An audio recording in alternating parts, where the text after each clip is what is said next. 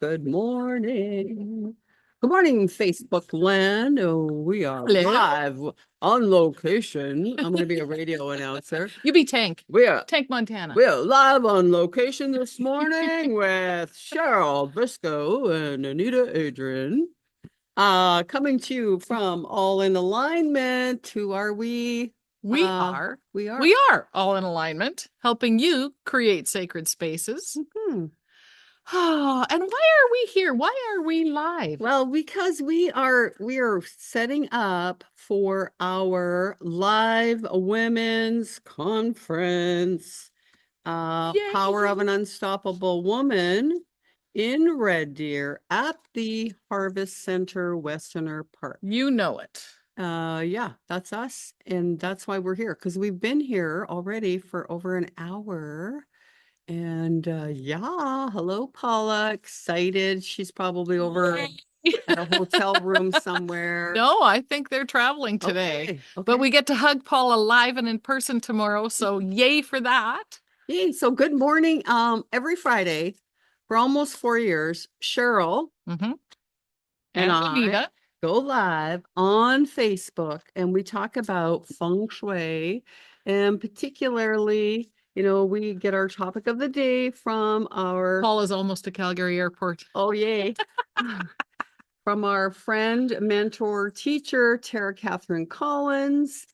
And you know what?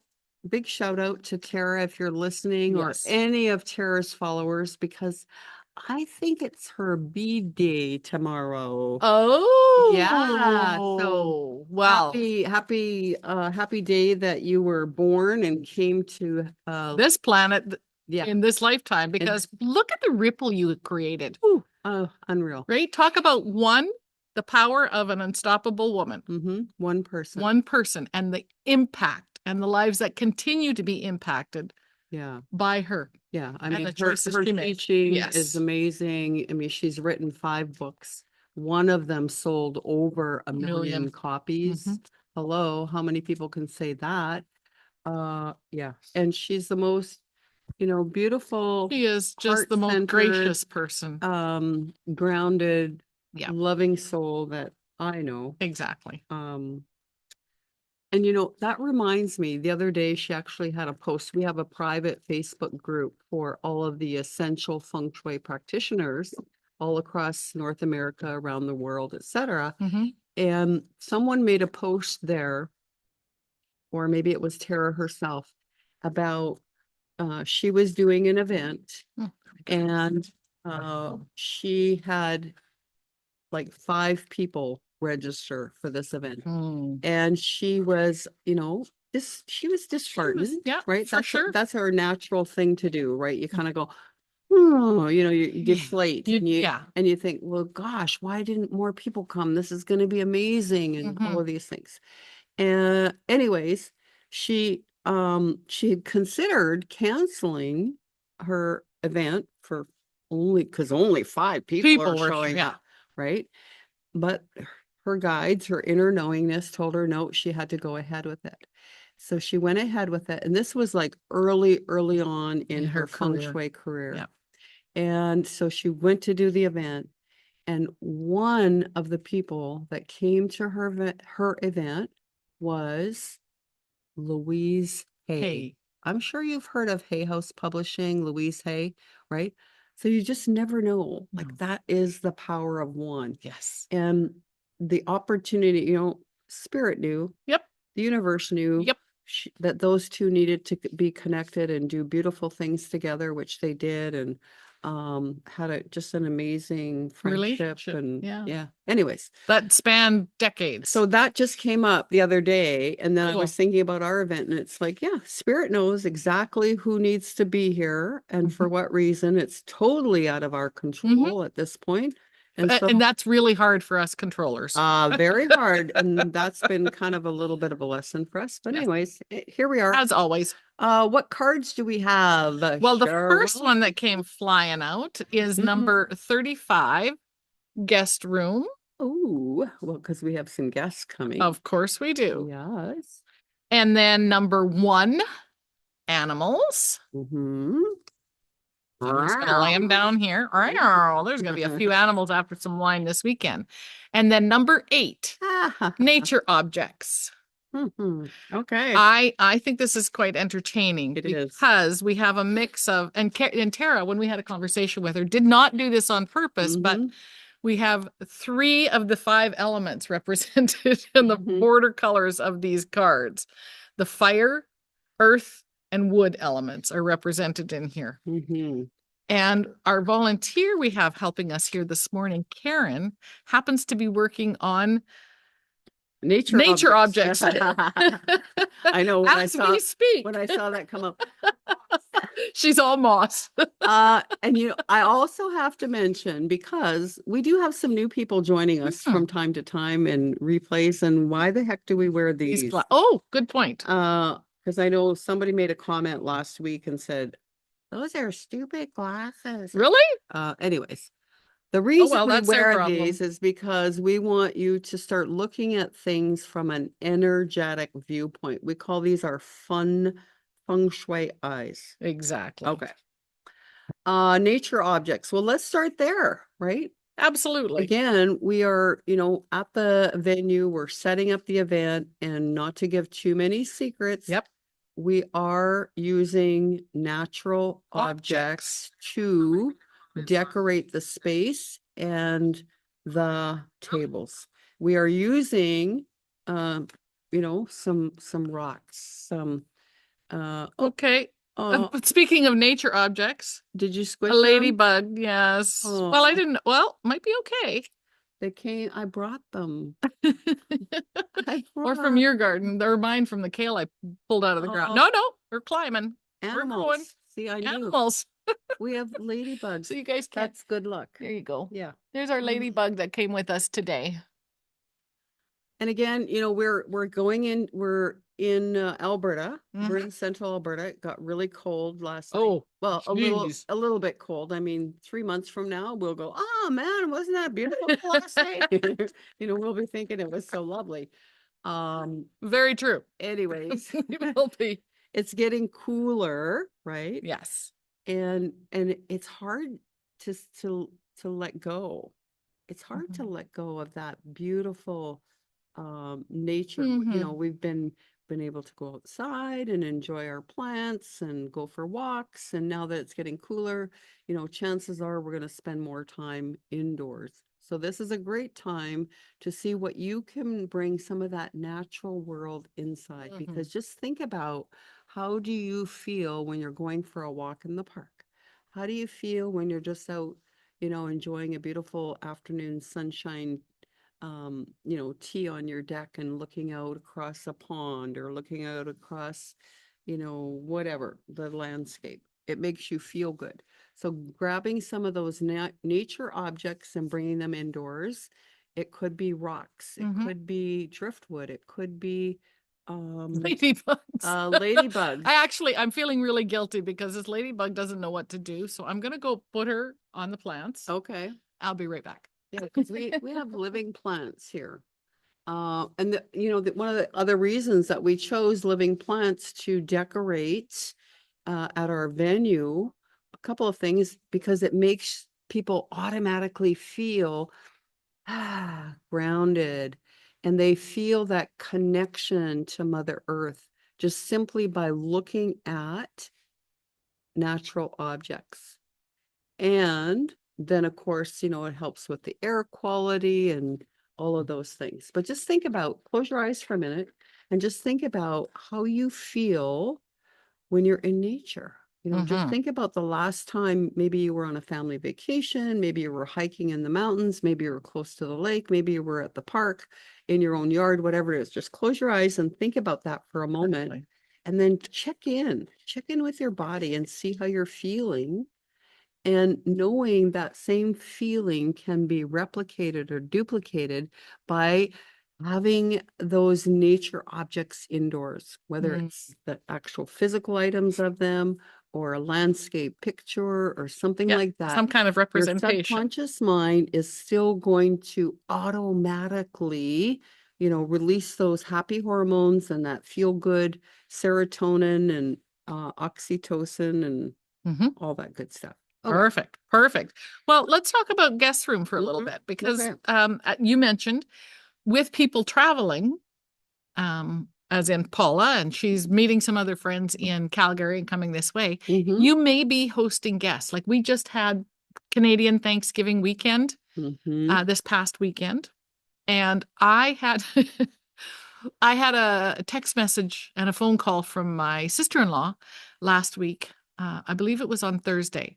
Hey, we're coming through. Can we spend the night? Yeah. And my house has been under reno. We've talked about that a few times. And I didn't get back to doing anything with the spare rooms downstairs. Well, I'll tell you, you want to light a fire under my butt? Tell me you're coming to spend the night. Oh Lord, Well, did those guest rooms get straightened up? But at least they said, "Oh, we're not going to be there till 10." They gave you. They gave me till you a 10 few p.m. more Yeah, they hours. gave me a few hours, but Rod had to help me, which was a good thing. And anyway, it was perfect. So thank you, Delphine, for texting and phoning. And yeah, it lit a fire. So there's nothing like having company tell you that they're coming to spend the night. Get your butt moving. However, you know, those guest rooms, I mean, there's a prime example. So you were under renovation, the summer, you have a beautiful yard, lots of things to care for, tend for. We've been busy planning this event. Yep. You know, lots of things going on. So the guest room was, it was a catch-all room. It was right. so.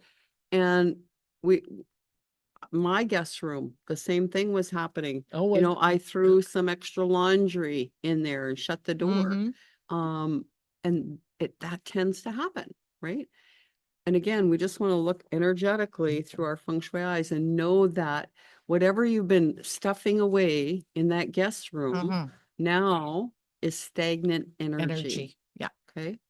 And it's just sitting there. It's like that, you know, still water just sitting there kind of going icky. So we need to breathe some new life into it. We need to invite the chi to come in and circulate, because that room, that guest room or rooms for some people, they may sit empty and only be used once or twice a year. Yeah, for a long time. But those rooms are connected energetically to your whole home. And we've talked about the bagua. Yep. Different times. And so energetically, it could be a part of the bagua that could be stagnant, that could be lacking life force energy.